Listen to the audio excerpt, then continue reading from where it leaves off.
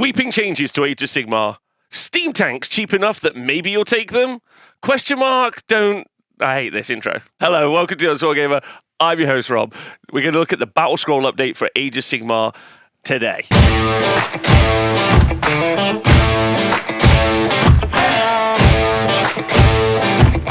The Battlescroll is Games Workshop's quarterly update for Age of Sigmar, where they change points and they change rules for different units in the game to make it so that the game is more balanced and fair. TM. Does it work? That's a great question. I have been doing this for a long time. I've covered every FAQ and I've covered every Battlescroll and FAQ points update that Games Workshop have done. I've even protested when they haven't done updates. My experience from this often is that the points changes are fairly nominal. Rules changes are huge. And seeing as we're about to go into a new edition of Age of Sigmar, thanks to the release of the GHB, which I've done a full breakdown video of, which you can go back and watch, those are probably going to have more of an impact on the game than these point changes will. However, the points changes do mean that you might be able to build slightly different armies, which is going to be quite important, and you can potentially do some fun meme lists, which is honestly the main point of looking at the points changes. So let's dive straight into the changes, and as always, thank you to everyone on the Wargamer Patreon who supports me so I can create content like this. First bit to look at in the FAQ changes is a change to the Daughgters of Khaine secondaries. The only change when it comes to rules in this update is that Daughgters of Khaine will no longer score bonus points for their secondaries. This is quite important because it brings them slightly closer to parity to a lot of the other secondaries, which in Age of Sigmar are called battle tactics. However, as we've talked about on many shows, the battle tactics in Age of Sigmar are not equal. Some armies have much easier to achieve battle tactics that they can score more consistently. Therefore, the use of battle tactics in tournaments is kind of a great conversation that we've had a lot and will continue to do so. The other update in the points, but we're going to kind of cover this now, is that loads of units changed by 5 points. So there are no longer any 5-point units. I think it was about a year and a half ago, maybe 2 years ago, where Games Workshop changed some of their pointing for different units into 5-point increments. Traditionally, since Age of Sigmar's very first launch, it's been round numbers, so 10, 20, 30, 100, 200. But 2 years ago, they changed it to 5-point increments, and now they've changed it back. So there's nothing anymore that has a 5-point increment, which kind of makes a lot of sense. As I said earlier, the points changes being 10 or 20 points sometimes don't make a ton of difference unless you're taking loads of those units. Effectively, look at it like this. If I can get a whole new unit into my army, then the points changes have been enough. However, if you've added 10 points to one unit and taken 10 points away from another unit so that my list remains exactly the same, then you haven't really done much in the game. So I won't be covering the 5-point increments at all because they don't really do much, to be honest. And Games Workshop have recognized that and have effectively done away with it, which I really think is a great thing. Apart from Gotrek. Gotrek went now 5 points. So he's basically broken. I hated that. 5 points more expensive. Trash. He would have been worthless. But 5 points cheaper. Get your Gottreks out. Which is not something I often say, get your Gottreks out, but I might start saying it more. Okay, onto the points, and I'm only going to really look at the stuff that I think has changed how an army is going to play. Every Monday on the Age of Sigmar Stats Center, I go through all of the tournament lists that have done well over the weekends. I also work in conjunction with a T-Sports Stats team. Can't say that 3 times fast. And therefore, I keep up to date with roughly how armies are doing. And so in some cases, 5-point changes aren't, or 5 or even 10-point changes aren't going to do much. But if I've missed a change that you think is super important, then do leave it in the comments below because I'm super interested to learn every time. Endless spells are a generic thing that everyone can take. So looking at the point changes for them is quite important. The one that really surprised me is that there is no point changes to Chronomantic Cogs. This is an endless spell that lets you reroll casts for wizards wholly within 12 inches. A really useful spell in a Disciple of Tzeentch army because every cast you do is a fate point, which is they use for summoning. Also useful on Nagash because he doesn't want to miscast. I've recorded this like 3 times. Don't miscast with Nagash. Have some cogs. Do more arcane bolts. Just like bam, bam, bam, bam. They did put Horrorghast up 30 points. Now, I think actually this is quite an interesting conversation. When the game launched and we looked through all the endless spells, and there's a video you can go back and watch that I talked about how incredibly powerful Horrorghast is. It means you can't use the Inspiring Presence command ability within 12 inches, not wholly within, just within 12 inches. And if anything runs away, D3 more run away.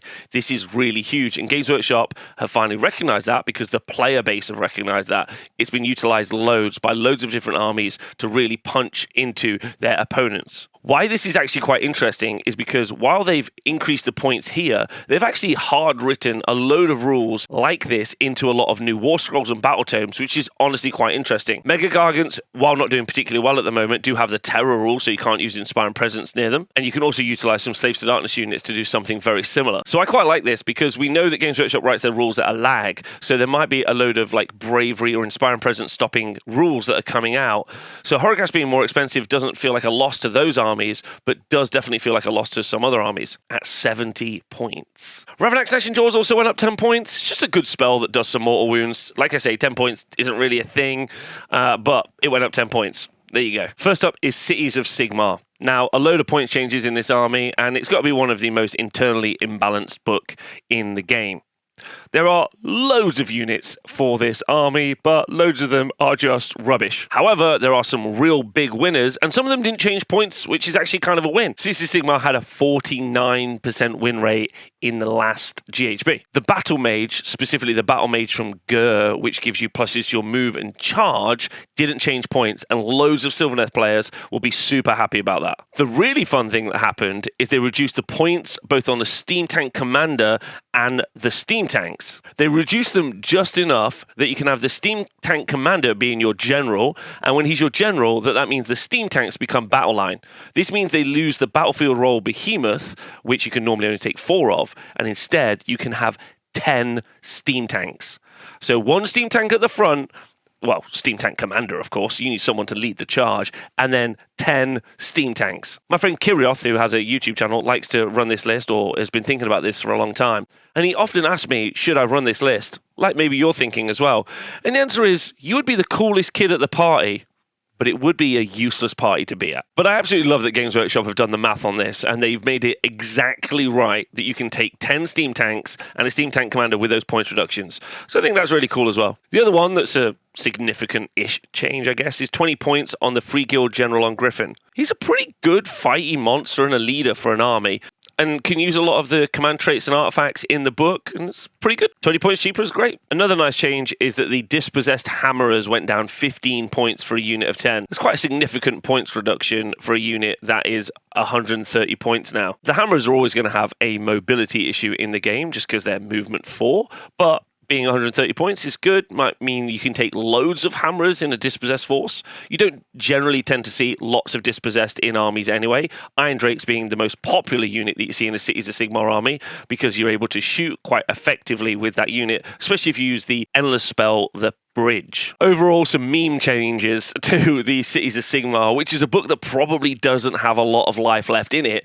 because we have the upcoming Dawnbringer Crusade. Yeah, I always think it's Burning Crusade, but it's Dawnbringer Crusade, which is the new kind of Cities of Sigmar, Humans of the Mortal Realms update that's coming in the summer, sometime around then. Next up, Daughters of Khaine. Daughters of Khaine had a 54% win rate from the last GHB, which is pretty good. Most famous list that they used was obviously Morathi and the Bow Snakes. Morathi capitalizing on being able to use her command ability to make the Bow Snakes, which was a unit of 15 Bloodstalkers, shoot twice. Normally this would be accompanied by 2 units of 5 Fighty Snakes and sometimes some Heart Renders or some Shadow Stonkers. There were other versions of Daughters of Khaine lists that did really well. There were some all Avatar builds, which were super fun, and there was also obviously lots of Witch Elf builds using the High Gladiatrix. This might be why we saw Morathi go up 20 points, and yet we didn't see the Bow Snakes go up any points at all, which to me, if I was a Daughters of Khaine player, would be a pure win. They did put Blood Sisters up, which are the Fighty Snakes, up by 10 points, which is fine, I guess, really. Like, again, these 10-point changes don't make it enough that you can't run that list.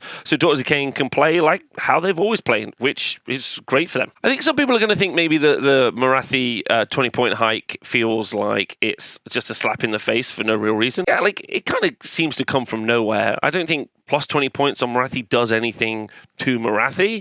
Maybe just gives you a little less utility in what you can take inside of your list. Seems arbitrary. I definitely would have put more points up on the Bow Snakes. Fyreslayers had a 47% win rate in the last General's Handbook, and they were mainly lists that operated around using Magmadroths. Normally you had an Auric Runefather on a Magmadroth and then 3 of his sons on other Magmadroths. Sometimes it was 2 Rune Sons, sometimes it was 3, all kind of changed around a little bit, and none of those have changed points. I guess the biggest change to this is that Hearthguard Berserkers have gone down 10 points. This is okay, but the real big bonus to Hearthguard Berserkers, which were previously a Galician veteran unit, is that there are no longer bounty hunters out there doing +1 damage against them. So if I was a Fyreslayers player, I'd be feeling pretty happy about these changes. The list that I was already running hasn't got any worse, and my units are just naturally better now thanks to there being no bounty hunters. So I think it's a win for the Fyreslayers. Idoneth Deepkin had a 48% win rate in the last General's Handbook, and I think that they are a real winner in this Battlescroll update. The big news, top line, is that Leviathan, so the turtle, went down 40 points. 500 to 460 points feels like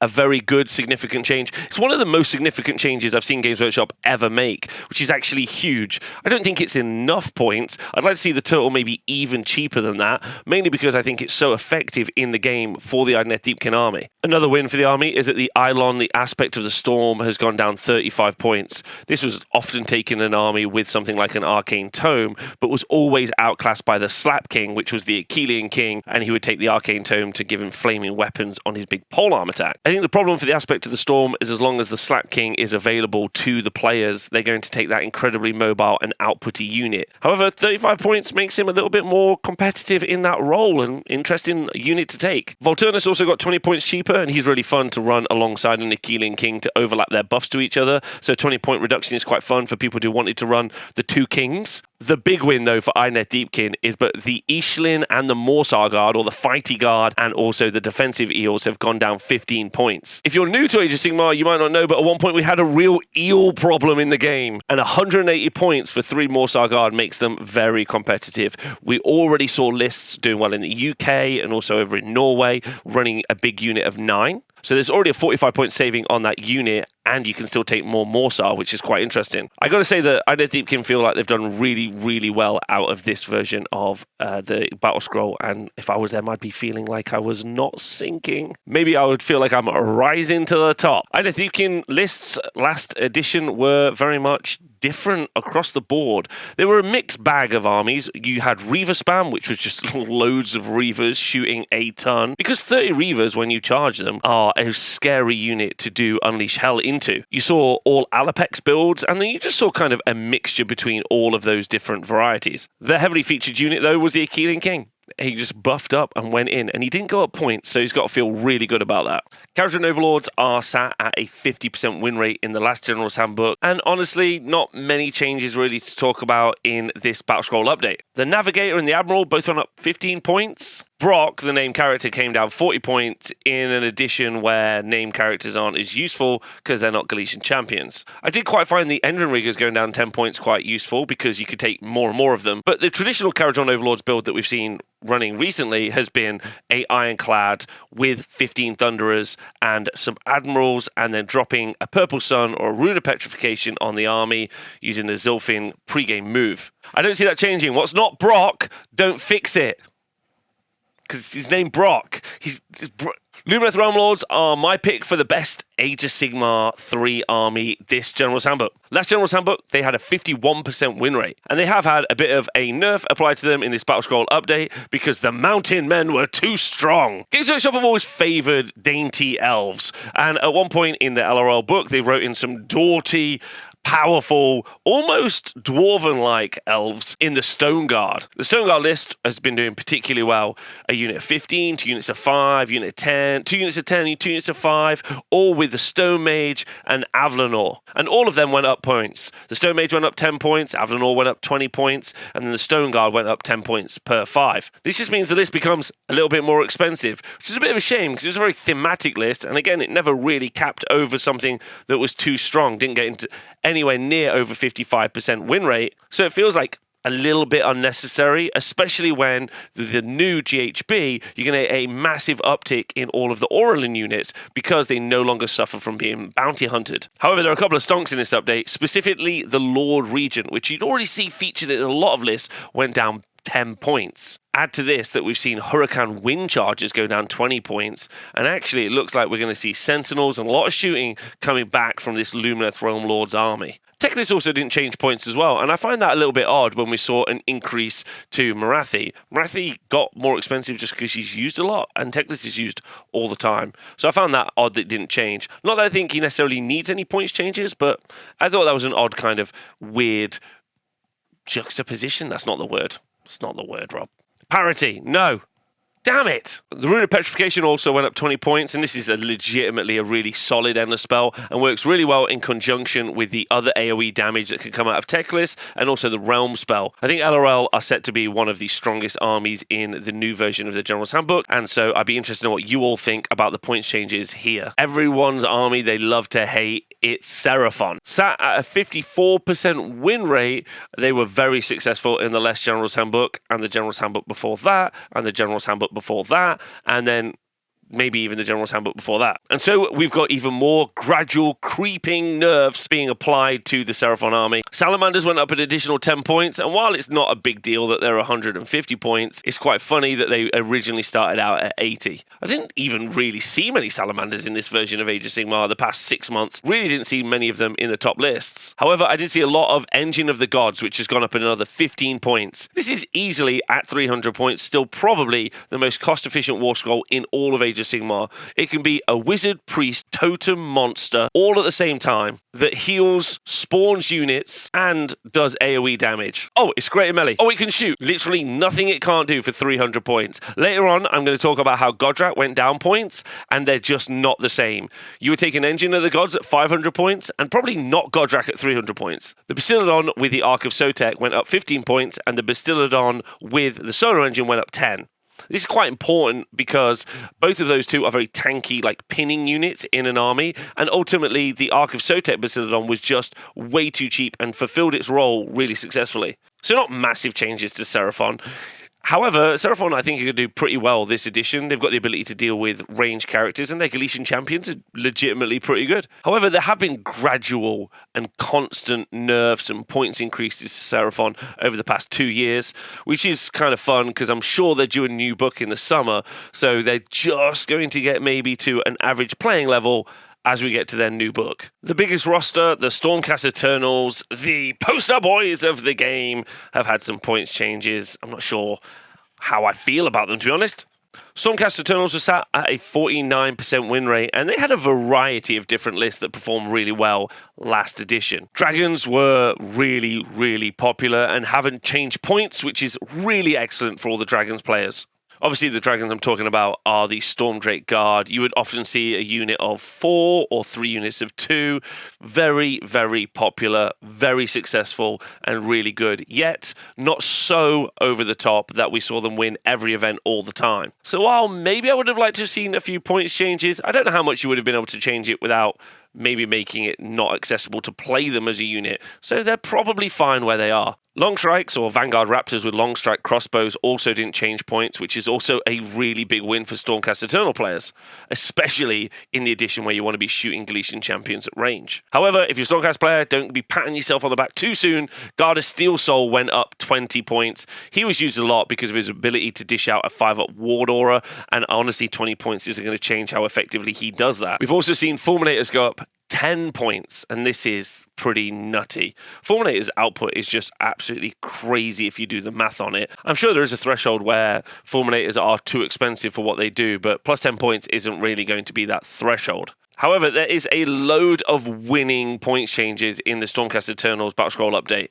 I think my favourite, not that it's particularly good, is the Vanguard Raptors with Hurricane crossbows. The ability to dish out a lot of shots is quite a fun little change, and they've gone down 30 points for Unit 3. Unfortunately, they're just not as good as Long Strikes, but really fun that they're down, cheap enough that I at least looked at their war scroll for another go. Some crazy points reductions are for Paladors. They went down 15 points. While that's really only kind of a 10-point change, Paladors were already very effective in the game, and being able to use them in Cities of Sigmar armies for 15 points cheaper is going to make my friend here in the UK, Freddie, really happy. Another fun change, I don't know if it's an effective change, is that we saw Dracoline riders go down to, so these are evocators on Dracoline, go down to the same price that Fulminators are. So I guess they're both competing for best in slot at that role, which is heavy cavalry. I still think Fulminators really have it in the bag, but it's nice to see them slowly starting to make those evocators on Dracoline competitive, or at least competitively priced, because they've languished in being just really pretty models for a very long time. In fact, there's a really good conversation we can have sometime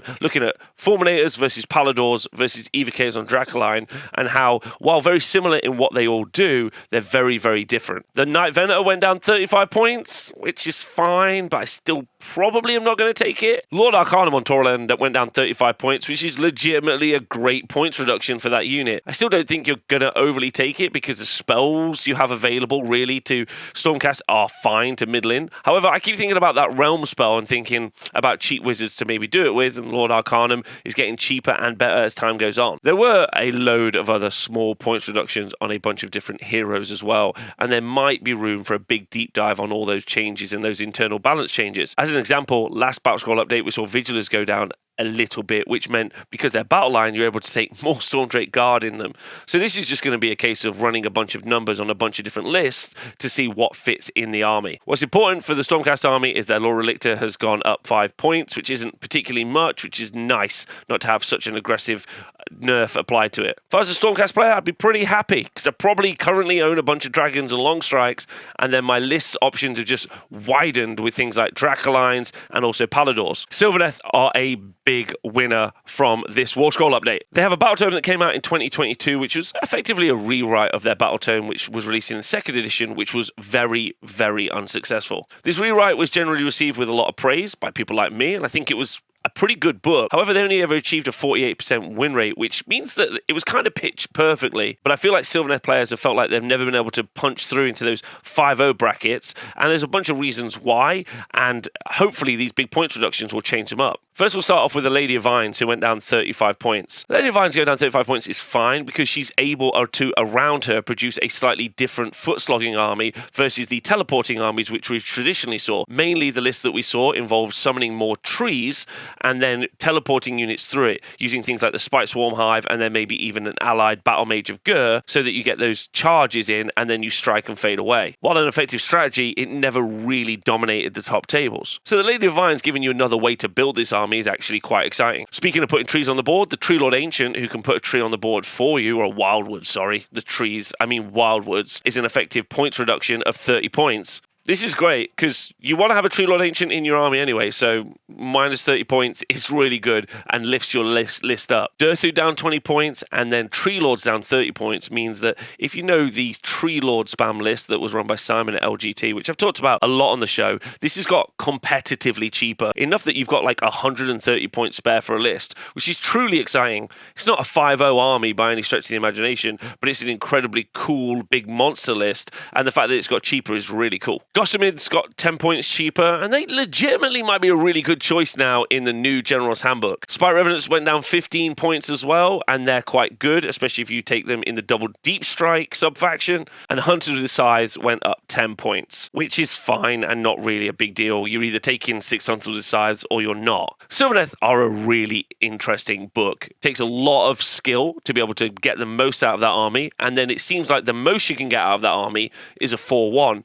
However, these points reductions have meant that you can maybe build 2 different archetypes of army, and I'm really interested to see what Sylvaneth players think of the points updates. Chaos next, and on to Beasts of Chaos. They have a 59% win rate in the last GHB and are the most successful army last GHB. And there are no points changes. And this is okay because we very much think that the Beast of Chaos book is literally days away from being announced and on order. That means if the book is roughly the same, then it's going to be a very strong book. But if the book is a complete rewrite, like we talked about with Sylvaneth last year, then that does mean that it's going to be wildly different. And so the points changes is okay. Next up plays a Khorne, who are sat at a 48% win rate. At one point, they were doing really badly. And I think everyone who plays Khorne has really been working very hard to push those stats as high as possible. And they've had some major points reductions, which is kind of interesting. Blood Warriors went down 30 points from 190 to 160 points, which is just crazy. That might be one of the biggest points reductions I've seen on a small infantry unit like Blood Warriors, and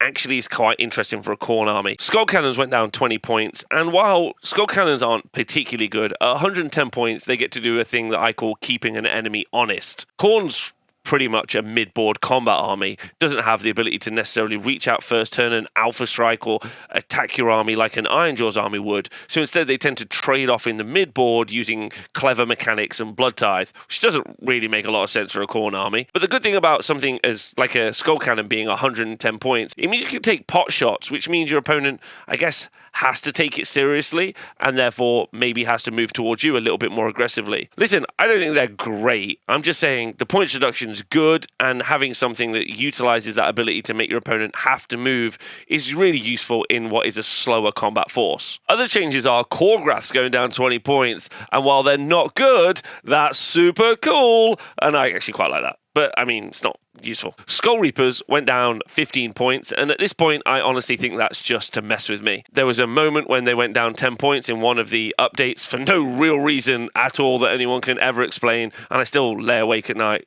thinking about it a lot. The Khorne army, traditionally, this GHB has operated as a meat shield for Skarbrand. Everything has been geared towards making it so Skarbrand, or what we call a Boomthirster or a Bloodthirster of Incessant Rage, can do a load of AoE mortal wound damage into the opposing army. It's quite a cool playstyle and works really well, especially when the game is very melee orientated. And with things like the Bounty Hunter Battle Battalion, then you could see why it was. However, we're about to go into an edition where maybe shooting becomes more prevalent, and therefore I feel like the Khorne army maybe suffers. The Blood Warrior reduction is significant though, and we might have just seen a new archetype being built out of this Khorne force, and I'm actually genuinely excited to see what Khorne players come up with. There were some nominal points changes to the Disciples of Tzeentch army. Disciples of Tzeentch had a 53% win rate in the last GHB, and they did get a new battle tome halfway through. The lists are pretty much centered around Kairos and Pink Horrors, but there have been a variety of different lists with multiple Enlightened, even multiple Skyfires, Zangor, all being really useful. There are summoning builds, and there are also kind of aggro damage builds. The biggest change, points-wise, in this Battle Scroll update is the 10-point change for Screamers of Tzeentch. Now, that might not seem like a big deal on what is effectively a frontline kind of chaff unit, but they're very mobile and were very useful for scoring battle tactics. And that 10 points will really hurt. However, the big change for Tzeentch is that Bounty Hunters have gone away, and those gibbering pink horror idiots didn't change points, and they're going to be able to block up the board very nastily. Next up is one of the worst performing factions, the Hedonites of Slaanesh. There's loads of conversation about what's wrong with the Hedonites of Slaanesh book, but thankfully Games Workshop has recognised that it is a poor book, and they've done what we call the race to the bottom. They've just started dropping points on everything in the hope that maybe something works. Like I said at the top of the show, really it's a points change, and a new book is needed to make the Slaanesh book really make a lot of sense. But heck, why not just reduce a load of the units, a load of points, and see what happens? I'd like to say I know what Slaanesh lists did really well last GHB, but I didn't see any. Keeper of Secrets went down 30 points, which is cool and quite nice. Chilaxi, Hellbane, went down 25 points, and that is actually interesting, but then you remember that her Soul Piercer weapon only has one attack that does d6 damage, and you immediately forget about her until the new GHB or the new, I don't know, battle tome, or till time ends, or until I forget how to play or read. Blizzbarb Seekers and Slickblade Seekers both went down points as well, and these are kind of okay units. They're not bad, they're not best in slot, definitely, versus other units in other armies in that category, but for Slaanesh army, quite nice. The Exalted Bladebringer Chariot went down 35 points. Dexessa went down 40 points, and then Sinessa went down 20 points. I don't know what to tell you. You're just reducing the points on stuff. You're not creating new armies or new archetypes. It's just, stuff's just getting cheaper. So I really hope that these work for the Slaanesh players. Like, I really want to know what Slaanesh players are thinking about this update. Do they like it? Are they happy? I'd just be hoping for a new book sometime soon if I were them. Maggotkin of Nurgle are sat at a 53% win rate for the last GHB, and they had a little bit of a nerf halfway through, specifically to those Puskor Blightlords. They haven't been touched this time around, and instead, Games Workshop feel that they've hit them right at the right level points-wise, which I kind of agree with, to be honest. And then they've decided to try and build up other archetypes inside the book by reducing things like the Glotkin down by 50 points.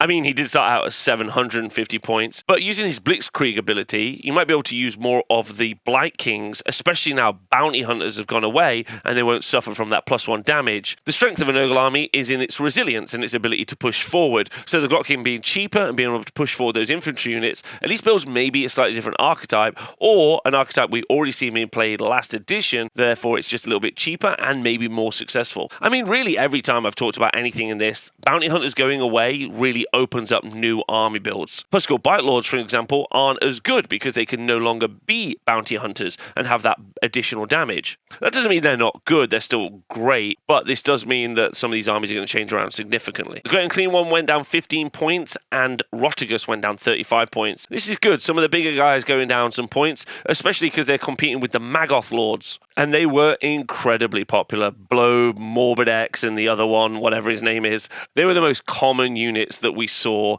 in the book. Soulblight Lords, the Maggoth Lords were super common. So it feels like Games Workshop have thought, we've got Nurgle to where we want them to be. Let's just try and build the diversity in those lists, which is pretty cool. While Skaven got a new battle tome last year, they're sat on a 47% win rate. That new battle tome wasn't really much than a re-edit of the last battle tome. They have some very difficult to achieve battle tactics inside their book, so it's a book that really needs a little bit of help, especially as it's really an Age of Sigmar 2 book pretending to be an Age of Sigmar 3 book. Games Workshop seems to have recognised this with some big points reductions on what we consider to be some of the iconic pieces in a Skaven book. The Grey Seer on Screaming Bell went down 45 points, which is a significant reduction for that unit. This makes it 280 points, and the thing to compare it to is an Engine of the Gods for Seraphon. And I know I shouldn't really compare something that's utterly insane to something else, but it really gives you some indication of kind of what the width is. Screaming Bell is 20 points cheaper than the Engine of the Gods, and the Engine of the Gods is just a lot better. This doesn't mean the Screaming Bell isn't going to be really good inside the Skaven force, and that's again a significant points reduction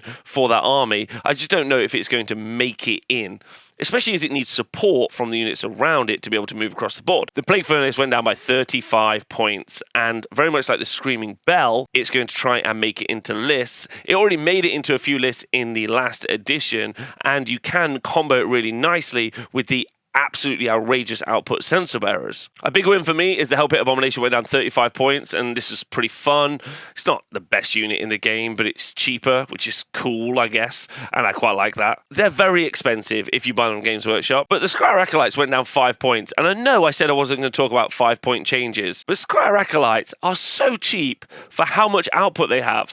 I feel like you can definitely MSU a couple of Scryer Acolytes into your army, just for potentially killing all sorts of stuff. Some of the most common units in Skaven armies were things like Thanquol, which did go up 15 points. It's not really that much of a change on top of Thanquol. And the Verminlord Deceiver also went up 15 points as well. So they recognised the units that were taken a lot, but they made a very nominal change to them. I don't think those 15 points are going to change how they work at all. A bigger change to Thanquol would have been changing how much Laquan the Soulseeker cost to take. Skaven is a book that I find challenging and have found challenging ever since it was released, and I'm still not sure exactly how to make it work. I do look at some of the elements, and it just looks so fragile on paper, and that's why people who've done really well with it, like Jacob Brandon over in the USA, have been able to have very, very good success with it, but never been able to exactly hit that 5-0 until recently. It's just a book you got to do a lot of work with, and these points changes, I think, aren't going to necessarily change that. Scryer Acolytes are 70 points for 5. Just get them. I mean, don't get the Games Workshop ones, obviously, but like, wow. Ren 2. The Slaves to Darkness have just had their new battle tome, which is now out, I think, and therefore no points changes for the Slaves to Darkness. And they're a great army. They're so good. By Chosen, beat stuff up. Great army. Moving on to the Death Grand Alliance, and Nagash has gone down 55 points. Seeing as you can run Nagash in all of the different armies, it's worth talking about. This brings him down to 900 points, which is an effective point reduction. And Nagash is really, really interesting as a unit. I think he's very, very effective, but swingy, which is kind of makes sense for a god character.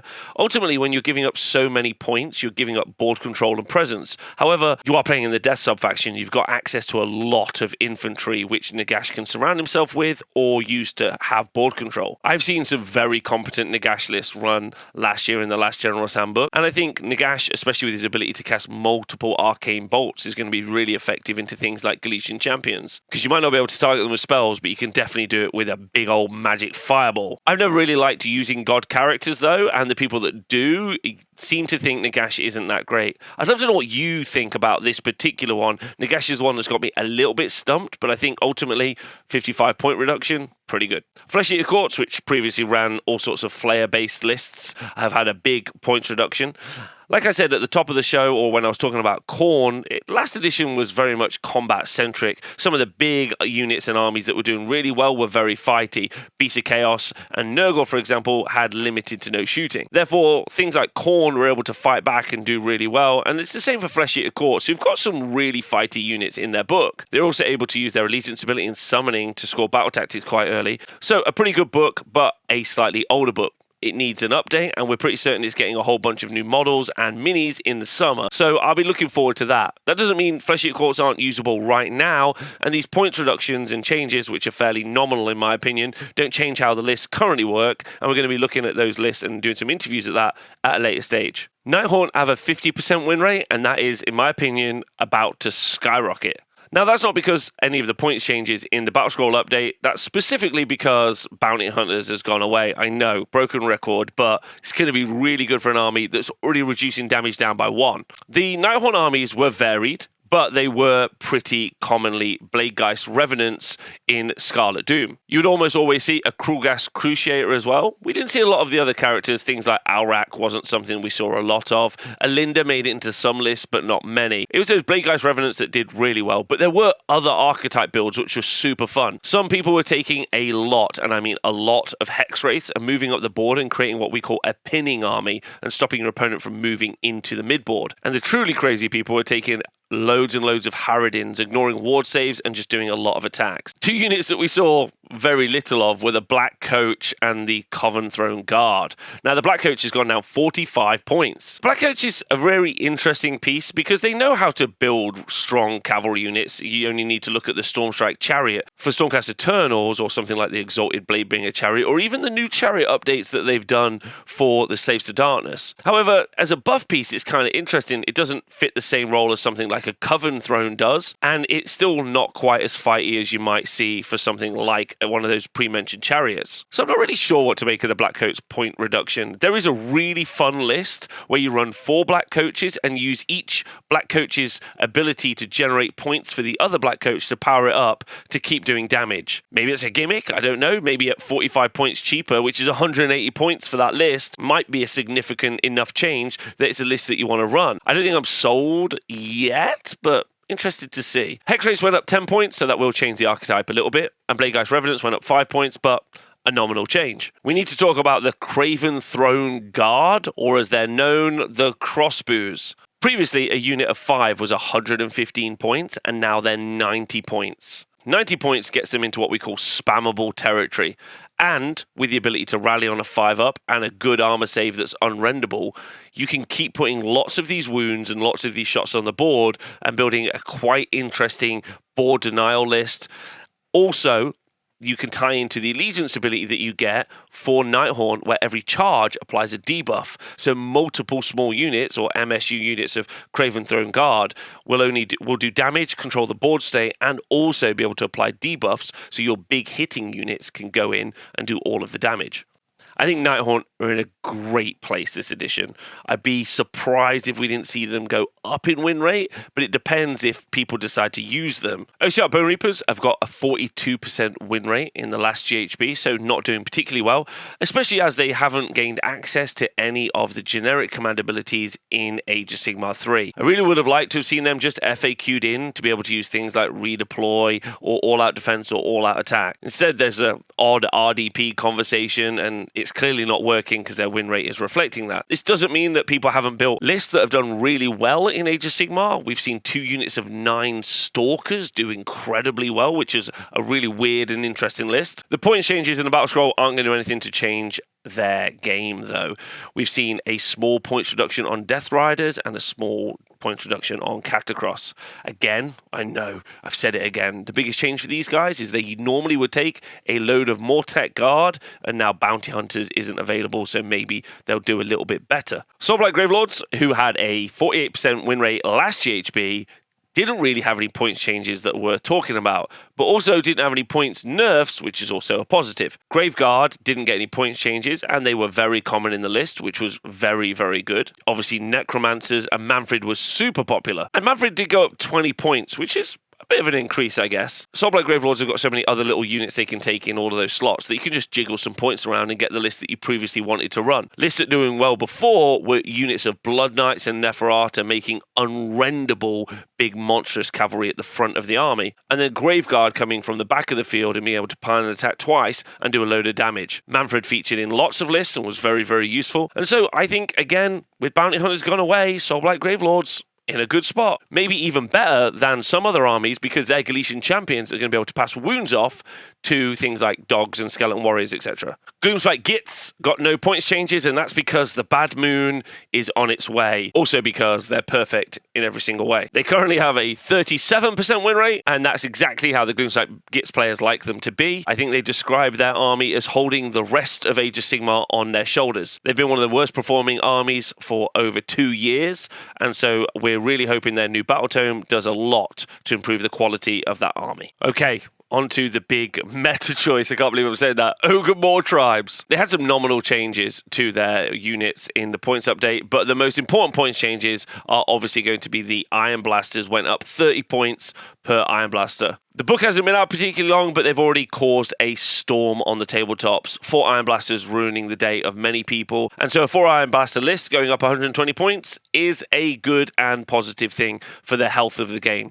I was unable to put some armies on the tabletop because I thought there's just no way they would be able to take out Iron Blasters. However, Gnoblars also went up 20 points, and this is kind of like a funny moment in Age of Sigmar where me and the rest of the community have memed a little bit too hard about the Gnoblars being the menace. I really don't think they need to be 120 points. You could have just changed their special rule so that it only does D3 mortal wounds in the movement phase. However, the great news is Frostlord and Stonehorns are not any more expensive, and this means this army is probably as effective as it ever was. Ogres is a great book, and I think Ogres is going to continue to be a great book in the next edition. Next up is the Uruk War Clans, which is distinctly 4 different armies. We haven't seen much from Bone Splitters since we saw all of the big stabbers get nerfed pretty heavily. They've pretty much dropped off the competitive map. Ironjaws have had no change to Gore Grunters, and therefore they're as good an army as they're ever going to be. However, some nice changes are the 10 points down from Gut Rippers. This takes them to a fairly competitive 150 points for the 20 wounds that you get, but they also are a very fighty unit and can do a lot of damage. So kind of a glass cannon unit with a bunch of wounds. I'd really like to see this unit just get a 4-up armor save over any more points reductions. That would really up the efficacy of the unit. The only other big change, I guess, to the whole Uruk roster is that Godrak came down 40 points. This is a significant change on a very insignificant war scroll. Unfortunately, he just doesn't seem to have the effectiveness that lots of other units in this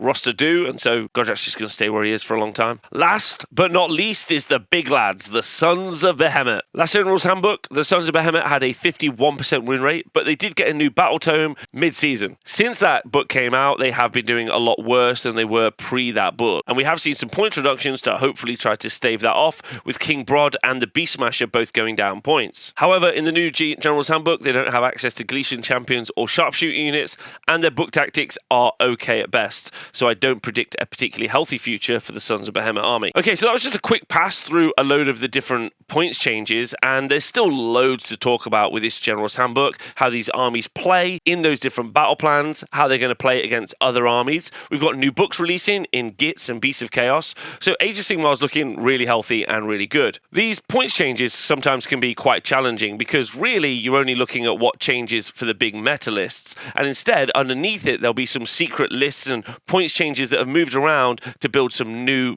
builds. Sometimes things like these point changes can feel very overwhelming, especially if you're trying to look at it through every faction and for every army. Some points will have moved around to allow that extra little unit or that battalion to work or something like that, and therefore we'll get these new archetypes pop up, and that's the thing I'm most excited about seeing. So if you've got a great list or a cool idea that's happened because these point changes have been out, I want to know about them. Leave them in the comments, and if you listen to this as a podcast, then just let me know. Message me, tweet me, any of those other things. I want to know what people think about all these changes. Thanks for listening to the show. As always, this show has been brought to you by people who support me on Patreon. If you'd like to go and support, that'd be cool.